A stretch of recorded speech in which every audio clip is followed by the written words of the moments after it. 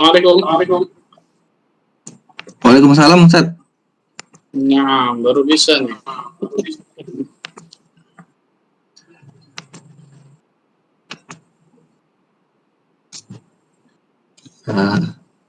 Afwan, tadi saya salah buka roomnya. Pemula. Oke, saya buka langsung aja kali ya. Assalamualaikum warahmatullahi wabarakatuh.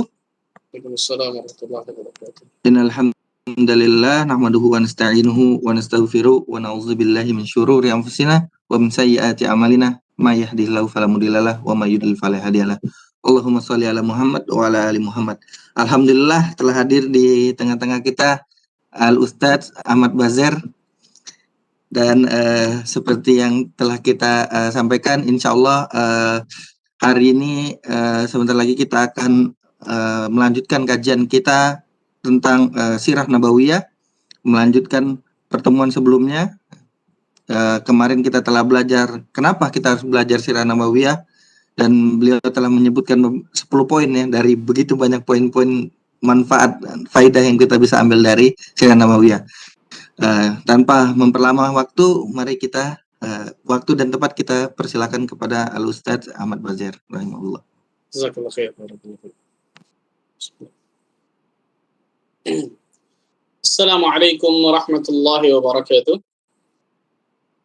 Alhamdulillah nahmaduhu wa nasta'inuhu wa nastaghfiruh wa natubu ilaih wa na'udzu billahi min syururi anfusina wa min sayyiati a'malina. من يهده الله فلا مضل له ومن يضلل فلا هادي له أشهد أن لا إله إلا الله وحده لا شريك له وأشهد أن محمدا عبده ورسوله صلوات الله وسلامه عليه نبينا وحبيبنا محمد صلى الله عليه وعلى آله وصحبه وسلم. قال الله تعالى في كتابه الكريم يا أيها الذين آمنوا اتقوا الله حق تقاته ولا تموتن إلا وأنتم مسلمون أما بعد. Ikhwani wa akhwati fiddin, rahimani wa rahimakumullah, saudara-saudariku sekalian yang mudah-mudahan Allah Azza wa Jalla berikan keberkahan dalam kehidupannya. Alhamdulillah, kita bersyukur kepada Allah Rabbul Izzati wal Jalala Rabbul Alamin atas segala limpahan karunia dan nikmat yang Allah berikan kepada kita, sehingga pada kesempatan yang berbahagia ini Allah Subhanahu wa taala masih terus melimpahkan berbagai macam nikmat dan karunia-Nya kepada kita, sehingga kita dapat mengikuti kajian online ini. Mudah-mudahan Allah Azza wa Jalla selalu berikan keikhlasan kepada kita semua ketika kita menuntut ilmu seperti ini. Allahumma amin. Salat dan salam semoga tercurah kepada Rasulullah sallallahu alaihi wasallam, Nabi akhir zaman, Nabi yang telah membawa kita dari zaman kejahilian, dari zaman kebodohan, dari zaman keterasingan akan ilmu menuju zaman yang terang benderang akan ilmu syar'i, itu zaman as-sunnah. Masyaallah muslimin wal muslimat rahimani wa rahimakumullah. Hari ini insyaallah taala kita akan lanjutkan kajian tentang As-Sirah An-Nabawiyah kita. Setelah kemarin sudah kita bahas tentang mengapa kita penting, mengapa kita harus belajar Sirah Nabawiyah. Paling tidak 10 poin yang kita sebutkan itu diantara dari banyaknya keutamaan dari mempelajari As-Sirah An-Nabawiyah. Hari ini insyaallah ta'ala kalau memang waktunya cukup, kita akan bahas 2 tema, yaitu tentang apa? Sirah Nabawiyah. Sirah Nabawiyah adalah mukjizat tersendiri. Ini luar biasa nih, Pak. Sirah Nabawiyah itu adalah mukjizat tersendiri yang Allah Azza wa Jalla berikan kepada Nabi Muhammad sallallahu alaihi wasallam. Dan yang kedua nanti insya Allah kalau memang waktunya masih mencukupi, kita akan bahas tentang sebab-sebab terpilihnya Jaziratul Arab, sebab-sebab terpilihnya Jazirah Arab sebagai tempat kenabian atau kerasulan yang terakhir Nabi Muhammad sallallahu alaihi wasallam. Yang pertama dulu kita bahas, ya, itu tentang apa? Sirah Nabawiyah ini adalah mukjizat tersendiri yang Allah berikan kepada Nabi Muhammad sallallahu alaihi wasallam. Banyak orang nggak tahu nih, betul ya? Orang banyak tahu mukjizat Nabi sallallahu alaihi wasallam, Isra Mi'raj, diberikan Al-Qur'an dan lain sebagainya. Itu nggak salah, itu betul. Tapi banyak orang yang tidak mengetahui bahwa As-Sirah An-Nabawiyah, kisah perjalanan hidup Nabi Muhammad SAW, terutama tentang masalah akhlak dan lain sebagainya, itu sudah termasuk mukjizat yang Allah berikan kepada Nabi Muhammad SAW. Al-Imam Ibnu Hazm rahimahullahu ta'ala mengatakan, Imam Ibnu Hazm ini ulama bule ini, ulama dari Andalusia, Masya Allah.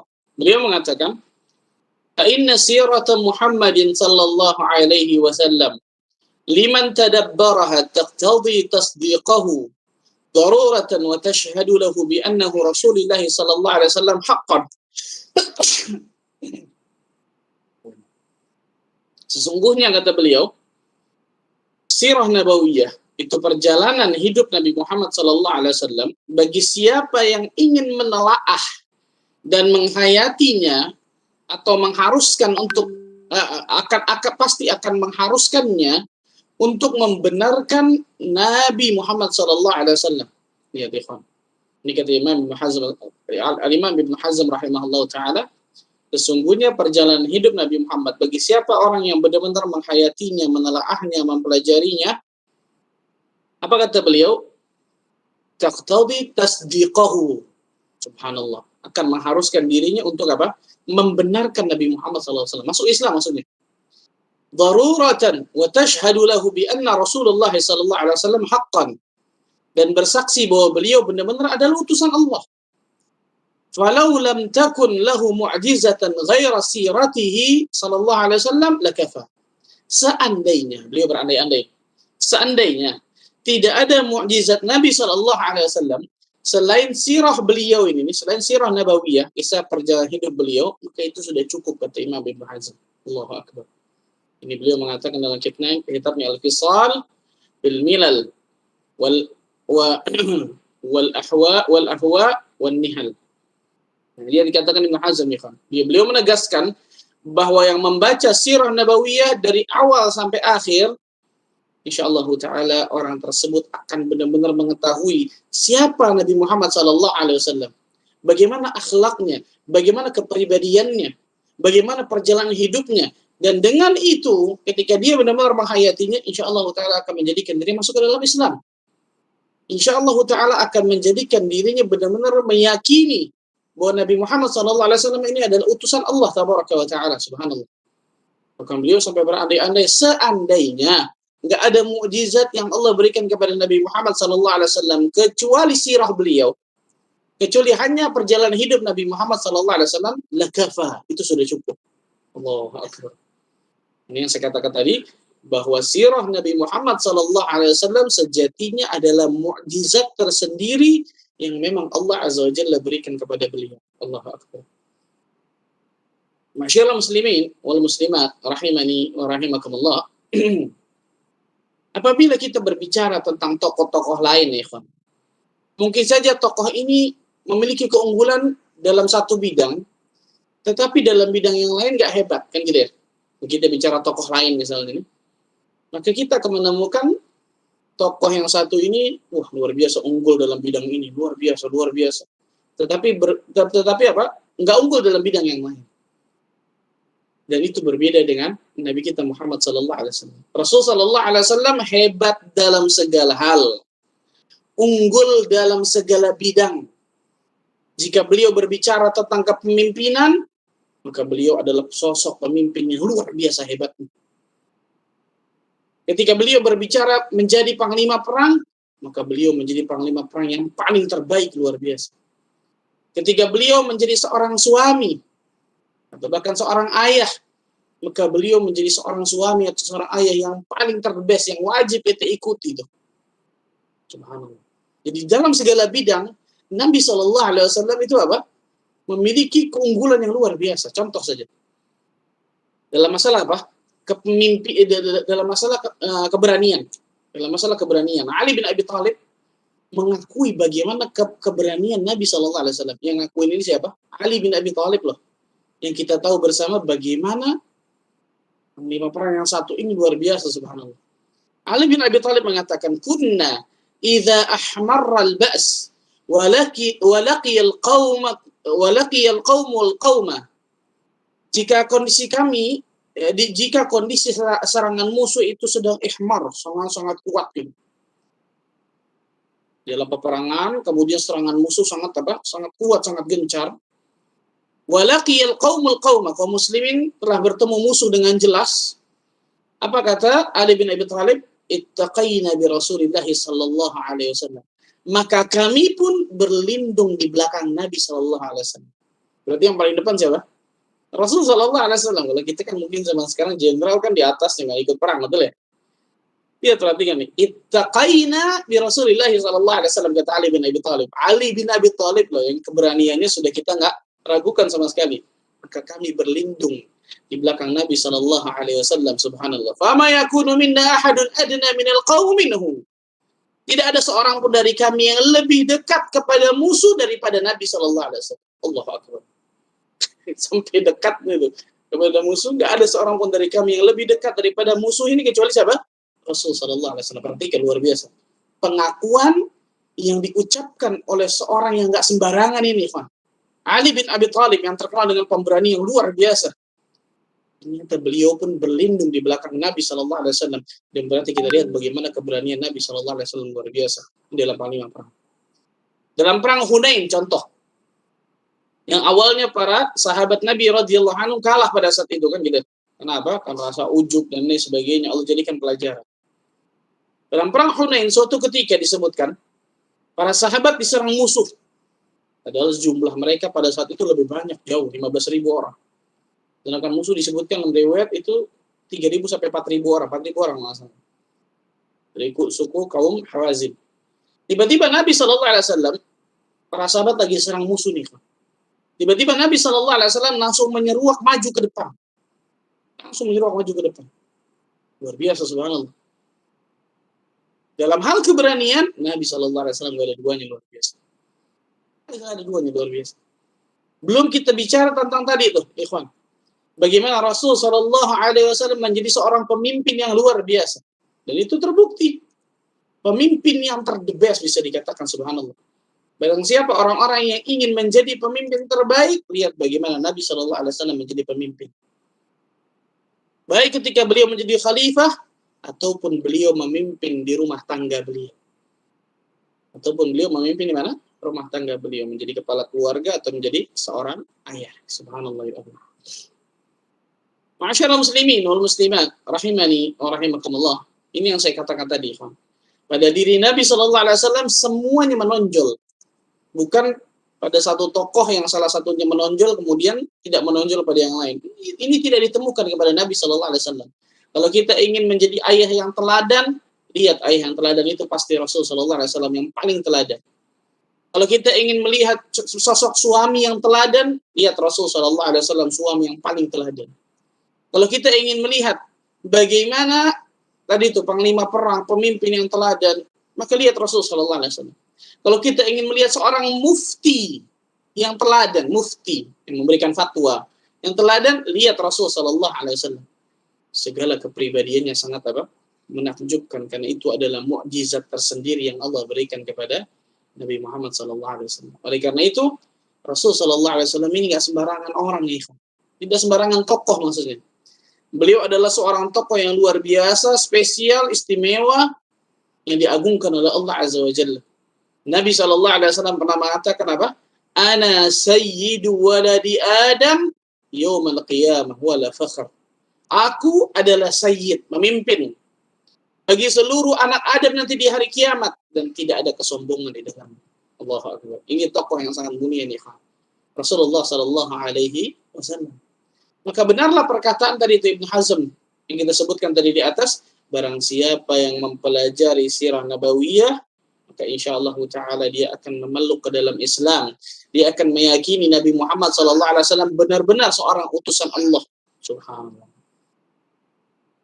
Kita berikan contoh nih dari akhlak Rasul SAW yang sangat luar biasa. Disebutkan dalam riwayat dalam sebuah hadis, Rasul Shallallahu Alaihi Wasallam ini di dalam hidupnya nggak pernah mencela makanan, tidak pernah apa mencela makanan. Seorang sahabat mengatakan apa? Ma'aban Nabi Shallallahu Alaihi Wasallam ta'aman qat. Rasul Shallallahu Alaihi Wasallam itu nggak pernah mencela makanan seumur hidupnya. In ishtahahu akalahu, wa in karihahu tarakahu. Jika beliau suka dengan satu makanan, dia makan. Tapi kalau beliau nggak suka, maka beliau biarkan, beliau tinggalkan. Beliau nggak komentari maksudnya. Beliau nggak celah makanan itu atau tadi komentari, nggak sama sekali. Dan adab ini, kawan, mungkin dianggap kita sepele, betul ya? Adab ini mungkin kita anggap ini sepele, tapi ternyata kalau antum lihat, kawan, yang Imam Nawawi rahimahullahu taala mengatakan bahwa di antara mencela makanan tapi itu bukan sesuatu yang haram, perhatikan nih. Di antara itu ini bisa dimasukkan kata Imam Nawawi ini termasuk bab mencela makanan walaupun ini bukan sesuatu yang haram. Apa itu? Mengomentari makanan itu. Mengomentari makanan tersebut. Jadi bukan cuma mencela tapi apa? Mengomentari. Ini keasinan nih, ini kemanisan nih, ini keaseman nih, ini.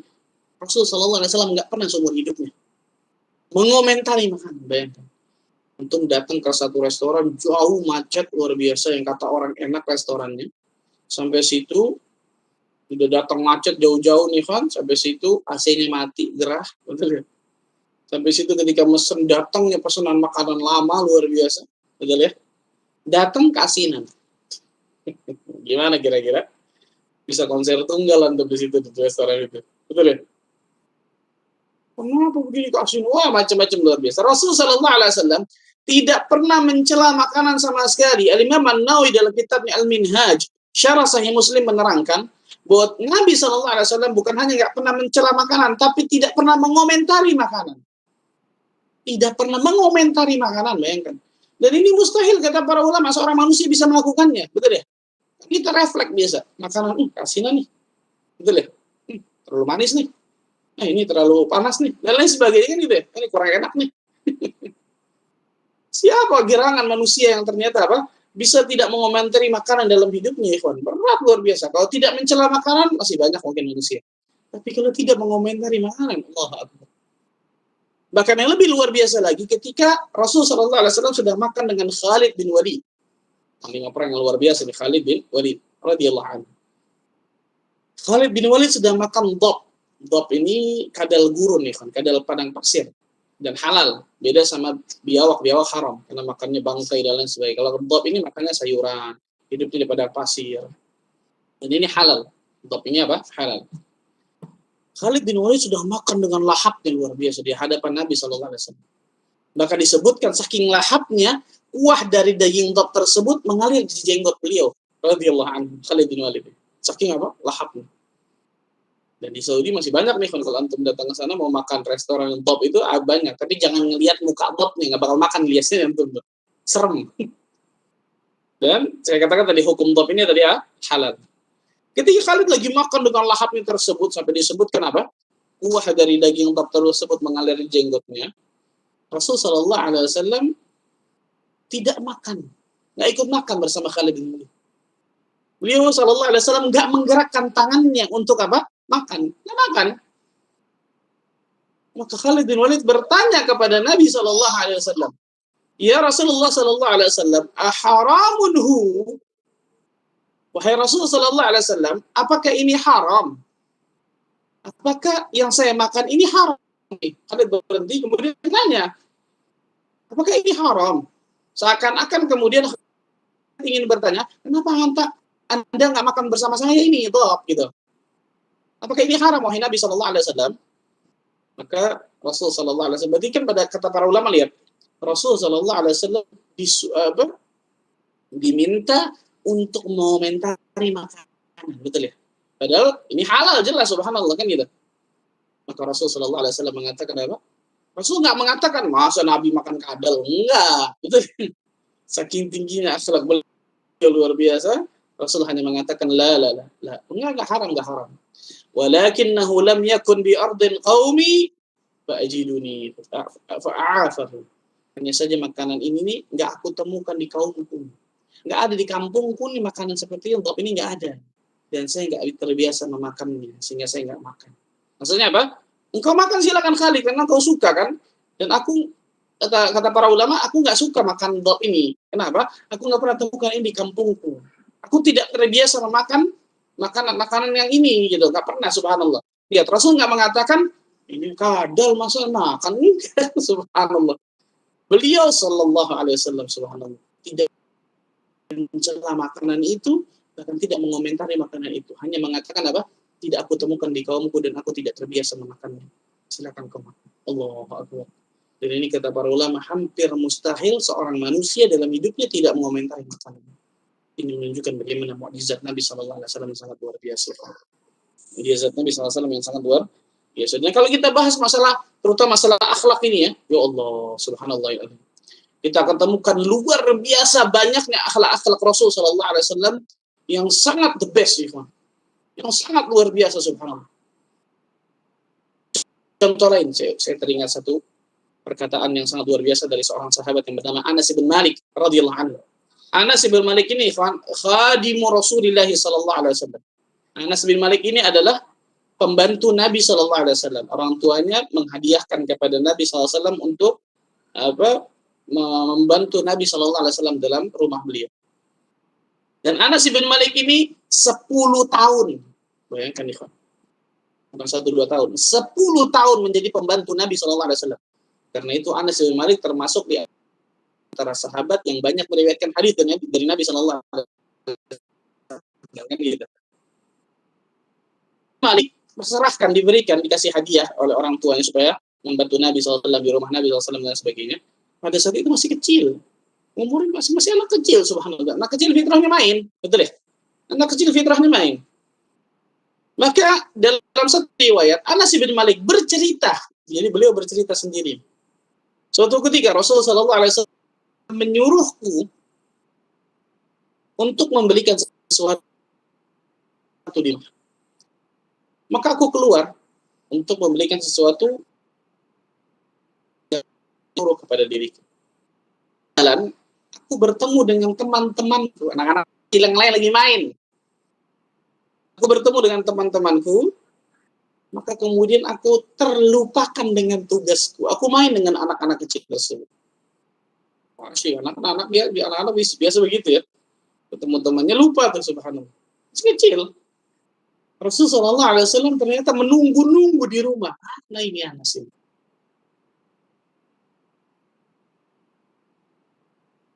Kemudian Rasulullah SAW memutuskan untuk keluar. Ketika Rasulullah SAW keluar, Anas bin Malik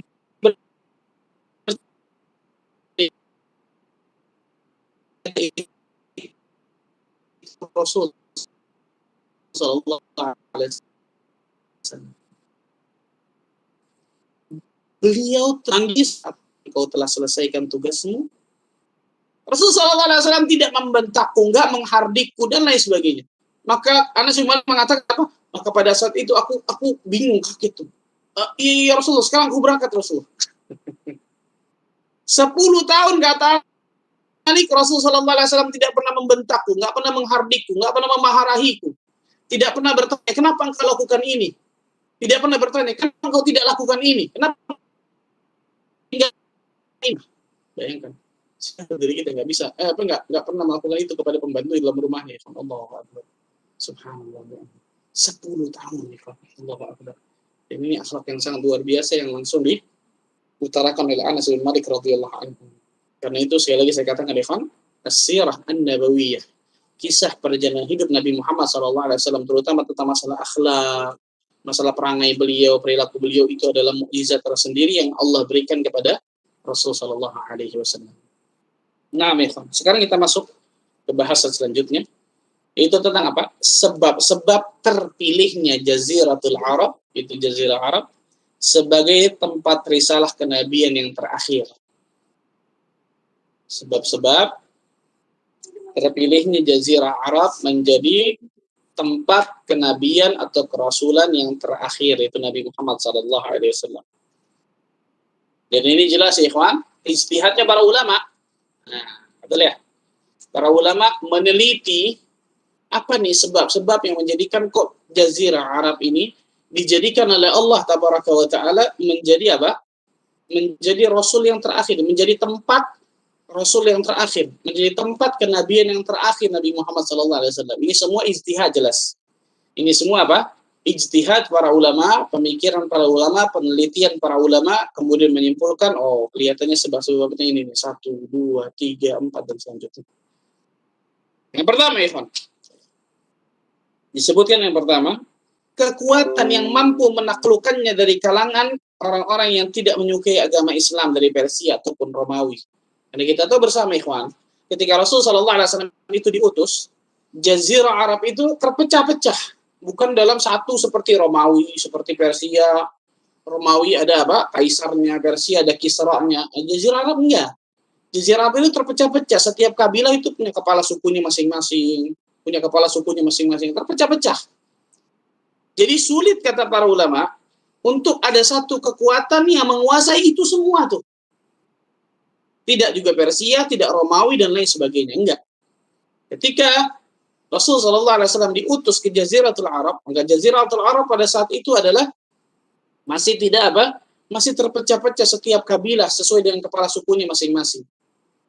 Dan kondisi apa ya, kondisi dari alamnya tadi itu, bebatuan, gersang, dan lain sebagainya, sehingga sulit ada satu kekuatan yang bisa apa? Menguasai seluruh dari kabilah-kabilah tersebut. Ini dikatakan para ulama nih, Pak. Dari ijtihad para ulama menyebutkan, oh, ternyata seperti ini, kata para ulama. Karena apa? Tidak ada satu pemimpin yang memang khusus gitu. Kabilah punya pemimpinnya masing-masing, setiap kaum punya kepala sukunya masing-masing, dan kondisi alam yang sangat gersang, sangat panas, dan lain sebagainya. Ini menjadikan apa? Menjadikan di antara hikmah, di antara sebab Allah Azza wa Jalla pilih Jazirah Arab menjadi tempat terakhir nabinya, yaitu Nabi Muhammad SAW untuk berdakwah di dalam. Jadi nggak ada satu kekuatan yang bisa apa? Menguasai secara full semuanya dari orang-orang dari Jazirah Arab tersebut. Ini yang pertama. Yang kedua, ikhwan. Yang kedua, Jazirah Arab tidak memiliki agama persatuan yang dianut oleh mayoritas penduduk Jazirah Arab. Nggak ada nih, ikhwan. Kalau Romawi kita tahu bersama agamanya Nasara, betul ya, Nasrani. Persia Majusi, kan gitu ya. Nah, Jazirah Arab ini tidak memiliki agama persatuan. Nggak memiliki agama persatuan yang dianut oleh mayoritas penduduknya. Nggak ada. Jadi setiap mereka beda-beda. Mereka memang semuanya musyrik, betul. Kebanyakan dari mereka musyrik. Hanya sedikit dari mereka yang masih beragama Hanif, kan gitu, mengikuti millat Ibrahim. Hanya sedikit dari mereka ada, tapi hanya sedikit. Tapi kebanyakan mereka apa? Melakukan kemusyrikan. Dan kemusyrikan itu menyebar di tanah mereka di Jazirah Arab tersebut. Nanti kita bahas masalah itu. Khusus masalah siapa pertama kali orang yang memasukkan patung atau berhala di Jazirah Arab. Nanti insyaallah taala kita bahas. Nah, agama kemusyrikan ini menyebar, tetapi dengan cara dan bentuk ibadah yang berbeda-beda. Jadi satu suku dengan suku lain, satu kabilah dengan kabilah lain, itu berbeda-beda ternyata tata cara ibadahnya, kemudian bentuk ibadahnya itu berbeda-beda. Ada yang menyembah malaikat, ada yang menyembah bintang, ada yang menyembah patung-patung, berhala, dan lain sebagainya. Jadi nggak ada agama pemersatu tuh, nggak ada gitu. Dari mayoritas penduduknya nggak ada agama pemersatu. Ini disebutkan oleh para ulama tentang masalah ini. Jadi ini yang bisa Pak menunjukkan kata para ulama bahwa ketika ada agama pemersatu itu kan biasanya lebih sulit untuk berdakwah. Ketika agama pemersatu dari mayoritas penduduk tersebut, kemudian Islam datang, biasanya kan akan lebih sulit karena mereka sudah meyakini agama yang ini pasti benar dan lain sebagainya kan gitu. Kalau tidak ada agama pemersatu yang dianut oleh mayoritas penduduknya, maka insya Allah Taala biasanya akan mungkin lebih mudah untuk mendakwahi mereka. Ini diantara ijtihad para ulama jelas. Ini diantara sebab kenapa Jazirah Arab ini dipilih oleh Allah Tabaraka wa Ta'ala menjadi tempat Nabi yang terakhir, yaitu Nabi Muhammad SAW. Yang ketiga,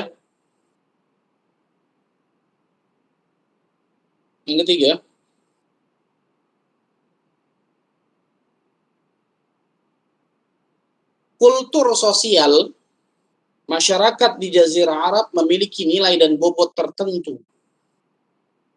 Yang ketiga, kultur sosial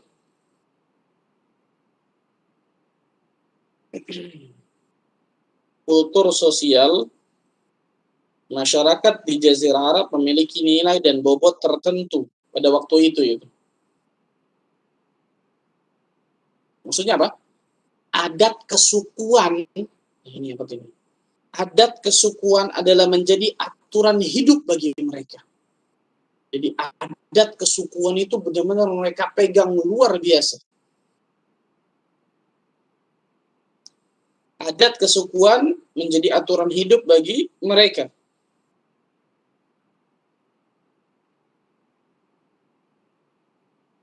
Makanya Nabi Shallallahu Alaihi Wasallam yang kita bahas khusus tentang masalah apa? Di antara hikmah Rasul Shallallahu Alaihi Wasallam diutus kepada Bani Hashim dengan nasab yang mulia, nasab yang tinggi. Di antara hikmahnya tidak lain tidak bukan adalah apa? Bani Hashim dari mereka ada yang beriman, tapi banyak yang tidak beriman. Tapi karena kesukuan mereka fanatik luar biasa akan kesukuan, ta'assub, asabiyah, fanatik kesukuan yang luar biasa yang menjadikan mereka itu membela Nabi Shallallahu Alaihi Wasallam. Di antara contoh siapa? Abu Talib, betul ya? Abu Talib paman Nabi Shallallahu Alaihi Wasallam sampai mati, sampai meninggal nggak masuk Islam. Allah takdirkan Abu Talib mati dalam keadaan kafir kan gitu. Tapi lihat bagaimana pembelaan Abu Talib kepada keponakannya luar biasa. Begitu juga kaum Nabi Muhammad Shallallahu Alaihi Wasallam dari Bani Hashim kan gitu. Dari Bani Abdul Manaf itu luar biasa membela Nabi Shallallahu Alaihi Wasallam. Yang di antara hikmah Allah Azza wa Jalla mengutus Nabi Shallallahu Alaihi Wasallam dengan nasab yang mulia, nasab yang tinggi. Seorang suku yang kuat pada saat itu. Kenapa? Ini tadi kesukuan menjadi aturan hidup bagi mereka. Jadi nilai kultur sosial masyarakat di Jazirah Arab itu tinggi luar biasa. Kesukuan itu benar-benar dianggap bagi mereka luar biasa, subhanallah. Mereka tahu Rasulullah SAW ini nggak mereka ikuti. Tapi karena ini dari Bani Hashim, sama-sama dari Bani Abdul Manaf, kita harus bela. Bayangkan luar biasa nih, subhanallah. Ini disebutkan tentang masalah ini. Jadi Bani Hashim tersebut diantara menjadi pelindung Nabi SAW ketika Rasul SAW berdakwah di Mekah, diantaranya adalah pamannya Abu Talib. Jadi fanatisme kesukuannya luar biasa, ikhwan. Asabiyah. Nah, fanatisme kesukuan sangat luar biasa ada pada orang-orang Arab terdahulu, itu luar biasa. Bukan mungkin fanatisme kesukuan sampai sekarang mungkin. Yang keempat, orang yang tinggal di Jazirah Arab, khususnya tinggal di Madinah. Orang yang tinggal di Jazirah Arab, khususnya di Madinah, mereka jauh dari pengaruh kehidupan kota.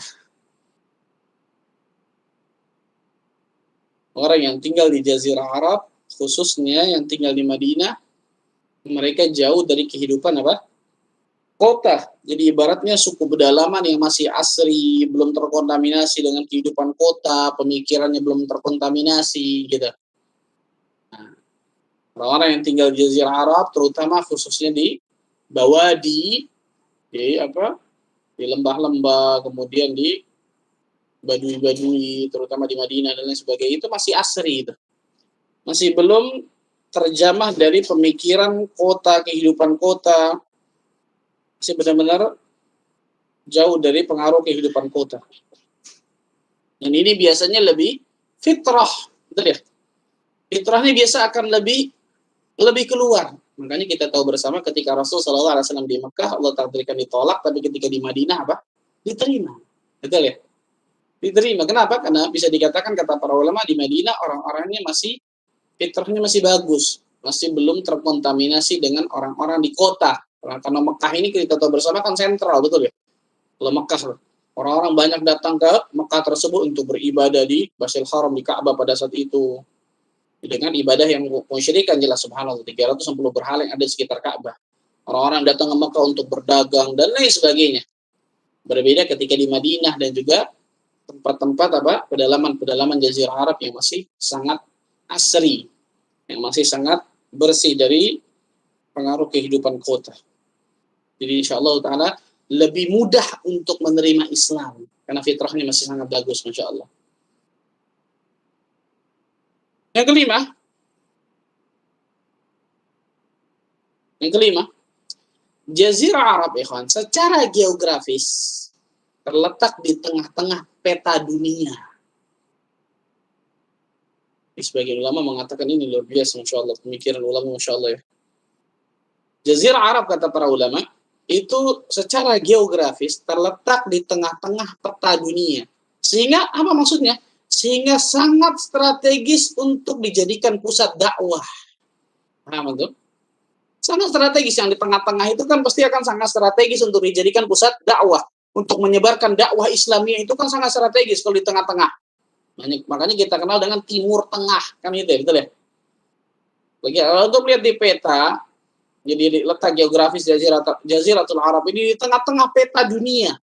Sehingga sangat-sangat strategis untuk dijadikan pusat dakwah penyebaran agama Islam, penyebaran agama Nabi Muhammad SAW.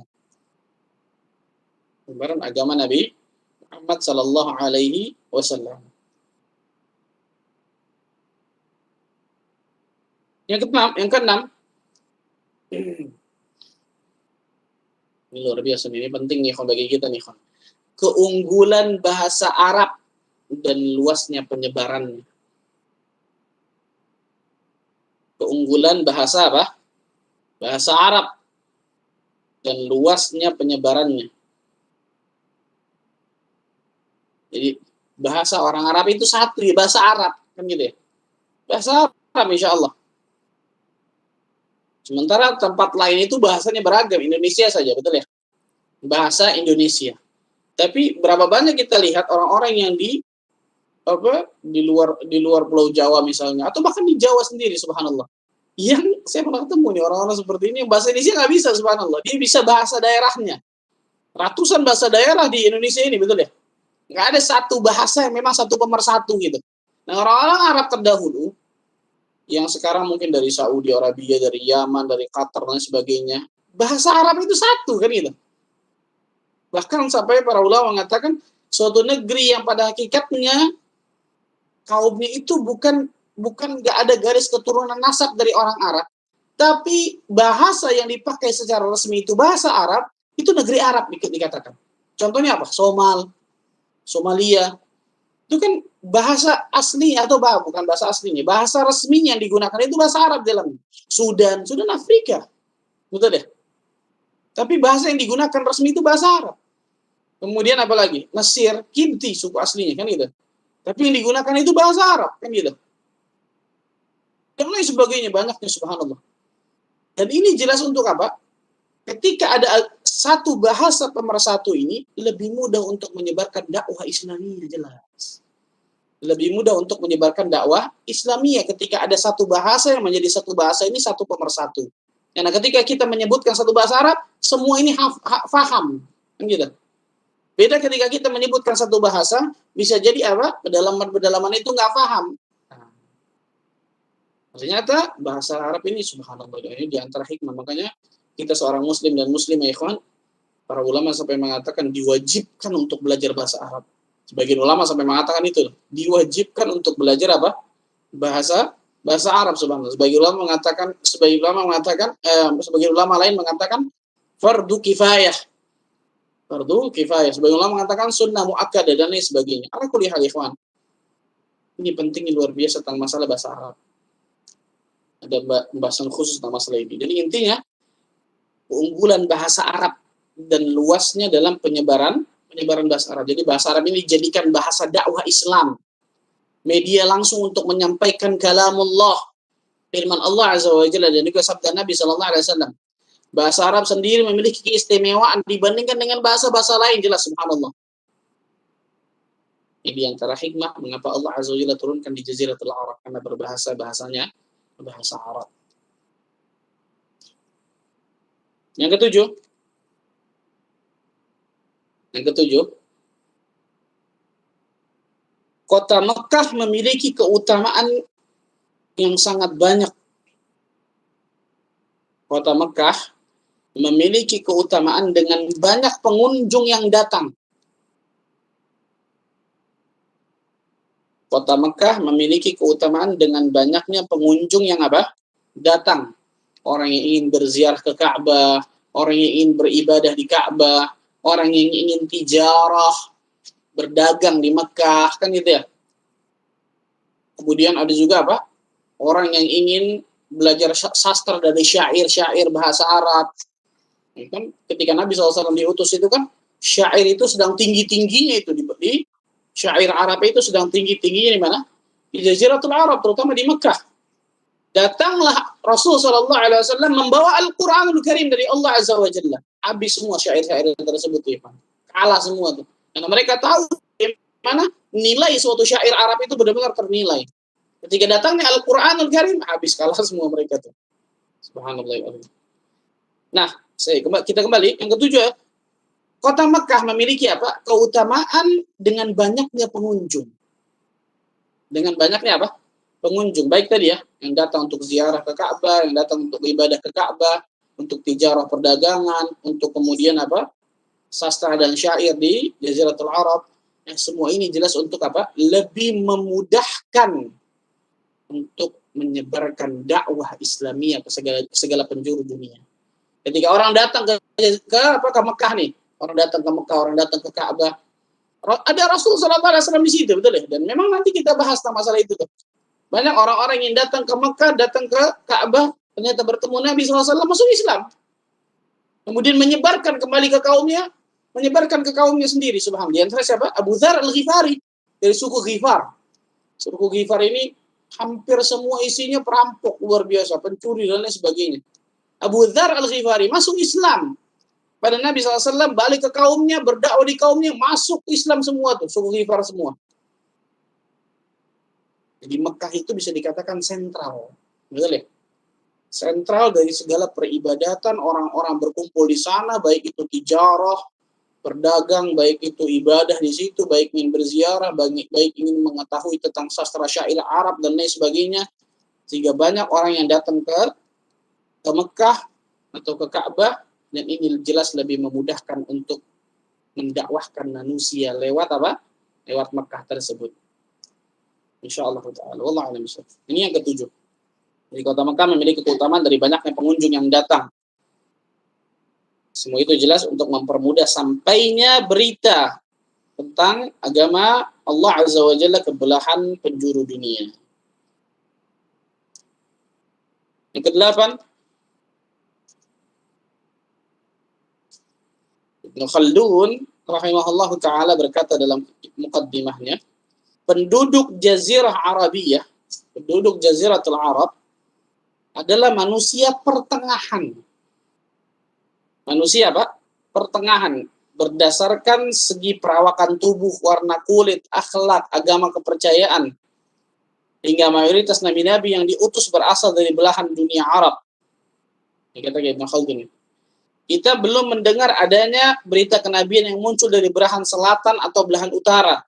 Karena Nabi dan Rasul harus memiliki kesempurnaan dari segi fisik dan moral. Allah Azza wa Jalla berfirman, kuntum khaira ummatin ukhrijat linnas. Kalian adalah sebaik-baik umat yang dilahirkan untuk manusia. Yang demikian itu kata beliau, agar mereka umat manusia mudah menerima risalah dakwah para nabi dan penduduk Jazirah Arab lebih memiliki syarat-syarat yang memudahkan mereka menerima risalah tersebut. Ini katakan oleh Ibnu Khaldun, ikhwan. Ini katakan oleh Ibnu Khaldun rahimahullah ta'ala dalam muqaddimahnya. Jadi penduduk Jazirah Arab itu manusia pertengahan. Berdasarkan segi tadi, perawakan tubuh, warna kulit, akhlak, agama kepercayaan, dan lain sebagainya. Nah, ini semua lebih memudahkan mereka untuk menerima risalah dari Nabi Shallallahu Alaihi Wasallam.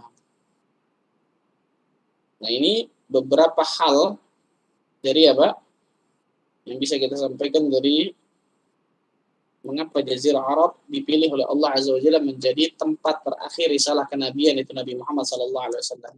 Dan sekali lagi saya katakan ini semua jelas dari ijtihad para ulama, dari ijtihad para ulama, pemikiran para ulama, penelitian para ulama. Karena tidak ada nas yang langsung datang dari Nabi SAW tentang masalah ini. Allah alam bisawab. Itu mungkin yang bisa saya sampaikan dalam kesempatan yang berbahagia ini. Silakan, mungkin ada pertanyaan sebelum itu.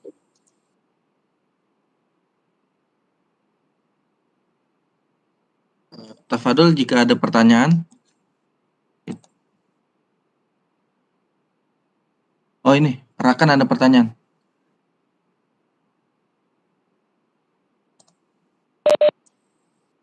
Tafadhol Rakan.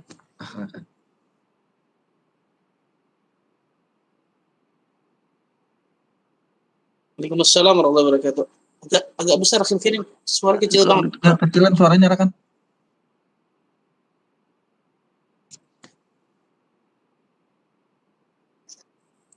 Nah.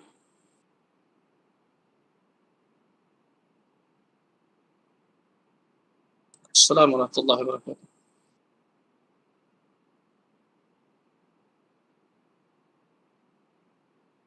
Alhamdulillah, gimana kabar antum, sehat?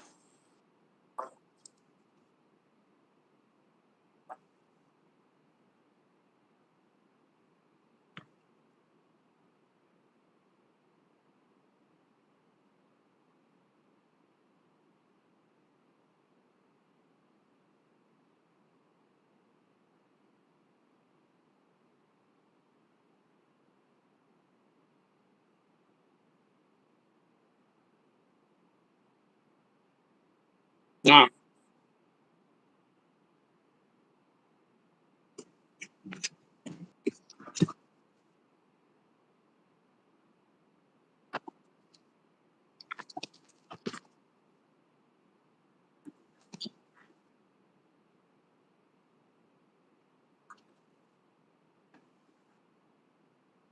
Nah, faham.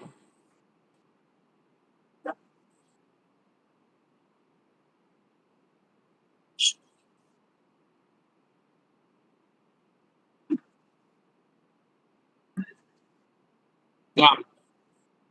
Iya, barakallahu fiik. Nah. Bukan cuma antum mungkin, Masya Allah. Anak juga dulu mungkin kayak gitu kali ya. Dari kebanyakan kita, Masya Allah, ternyata menyukai klub bola, salah satu klub bola, dan sebagainya tertentu, Eropa, dan sebagainya. MU lagi.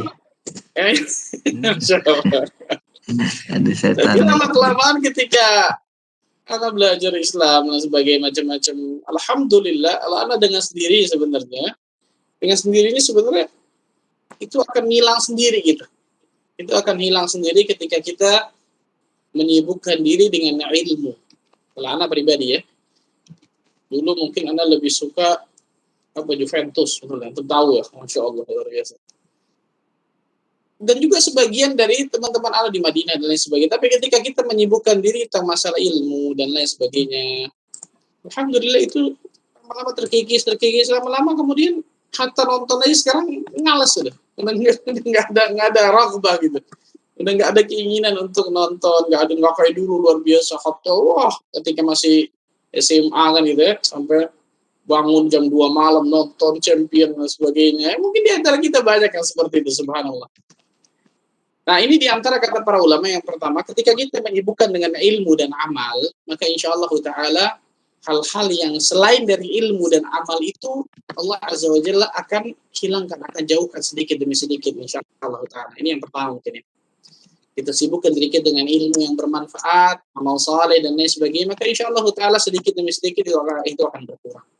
Kemudian yang kedua, ini penting tadi saya katakan ikhwan, pentingnya membaca kisah-kisah orang-orang saleh terdahulu. Kemarin sudah kita bahas masalah itu kan. Di antaranya siapa? Jelas Nabi Muhammad SAW. Di antara siapa lagi? Para sahabat Nabi radhiyallahu anhum jami'an. Para tabi'in, para tabi'ut tabi'in, para ulama terdahulu. Kalau kita baca, ana dari dulu di antara kesenangan ana di antaranya ini, baca sirah nabawiyah dan baca kisah-kisah para ulama terdahulu. Bagaimana kisah-kisah para ulama terdahulu dalam menuntut ilmu? Bagaimana kisah-kisah para ulama terdahulu dalam mereka beribadah kepada Allah? Bagaimana kisah-kisah para ulama terdahulu dalam rasa takut mereka kepada Allah? Bagaimana kisah-kisah ulama terdahulu itu kita akan melihat seperti ada manusia-manusia seperti ini ya. Nah, ketika pertama kali baca itu, Masya Allah, luar biasa nih, benar nggak sih nih? Riwayat itu sahih nggak nih? Ternyata benar. Kalau seandainya riwayat-riwayat tersebut datang kepada kita bukan dengan riwayat yang sahih, mungkin kita akan dustakan cerita-cerita para ulama terdahulu kan gitu. Seperti Imam Baqi bin Makhlad jalan dari Spanyol, bayangkan, jalan dari Spanyol ke Baghdad, berapa ribu kilometer jalan, bayangkan. Dan pada saat itu bekalnya hanya sedikit, bahkan disebutkan Imam Baqi bin Makhlad makan makanan sisa yang dibuang oleh orang di jalanan. Ribuan kilo datang dari Spanyol ke Baghdad khusus mau belajar ilmu kepada Imam Ahmad bin Hanbal rahimahullah ta'ala. Ketika datang ke Baghdad, Imam Ahmad lagi boikot, nggak boleh belajar. Subhanallah. Gimana subhanallah nih?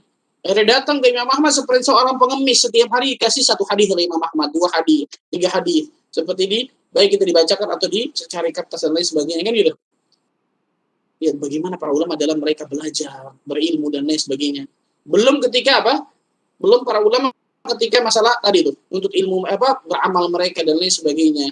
Dan diantaranya bagaimana para ulama mengidolakan Nabi Muhammad SAW dalam hidupnya. Mengidolakan para sahabat Nabi dalam hidupnya. Kalau kita baca kisah Anas bin Nadhr ketika perang Uhud, Allahu Akbar, subhanallah. Di antaranya ayat turun, di antaranya kata para sahabat, kami yakin ayat ini turun karena Anas bin Nadhr, subhanallah. Anas bin Nadhr, kata para ulama, di antara paman dari Anas bin Malik, subhanallah. Itu kalau kita baca kisahnya, kemudian kita baca lagi kisah Sa'ad bin Mu'ad yang bisa menggetarkan arsy-Nya Allah Azza wa Jalla ketika beliau meninggal. Nah, kisah-kisah seperti ini kalau kita baca, kita dengar, lama-kelamaan insyaallah ta'ala yang biasanya awalnya kita mengfans dengan klub bola tertentu dan lain sebagainya, insyaallah ta'ala itu akan terkikis sedikit demi sedikit. Kemudian selanjutnya kata para ulama, berusaha. Nah ini, berusaha dengan sekuat tenaga untuk menjauhkan itu sedikit demi sedikit. Berusaha, biasanya kita nonton, wah, setiap ada pertandingan satu nih, MU atau apa, saya pasti nonton saya ini. Berusaha 1 kali nggak nonton, 2 kali, 3 kali, terus lama-lama insya Allah akan hilang tuh biasanya. Akan hilang dengan sendirinya. Itu disebutkan. Berdoa kepada Allah Azza wa Jalla, agar Allah Azza wa Jalla jadikan diri kita termasuk golongan hamba-hamba Allah yang benar-benar mengidolakan orang-orang yang memang pantas diidolakan. Tidak bukan Rasul sallallahu alaihi wasallam, para ulama salafus saleh terdahulu dari para sahabat tabi'in, tabi'ut tabi'in, aimatul mujtahidin dan lain sebagainya. Dengan itu insyaallah taala Allah Azza wa Jalla akan berikan kenikmatan bagi dia. Dan satu hadis, ikhwan, ingat hadis ini baik-baik, Rasul sallallahu alaihi wasallam mengatakan al-mar'u ma'a man ahabba. Seseorang itu akan bersama dengan orang yang dia cintai atau dia idolakan. Kalau kita mengidolakan Rasul sallallahu alaihi wasallam, mengidolakan para sahabat, mengidolakan para ulama salafus saleh terdahulu, maka kita berharap kita bisa bertemu dengan mereka nanti di surga Firdaus tanpa hisab dan tanpa adab. Walaupun ilmu kita, amal kita jelas nggak sebanding dengan mereka, ikhwan. Tapi kita mencintai mereka, kita mengidolakan mereka, dan kita berharap bertemu dengan mereka di surga Allah Azza wa Jalla. Wallahu a'lam bishawab. Alhamdulillah. Saya cek dulu siapa tahu ada pertanyaan lagi. Tidak ada. Alhamdulillah hari ini kita telah mendapatkan kajian lanjutan dari Sirah Nabawiyah. Tema hari ini adalah sebab-sebab Jazirah Arab dipilih sebagai tempat diturunkannya kenabian atau kerasulan yang terakhir berdasarkan dari ijma ulama. Hari ini kita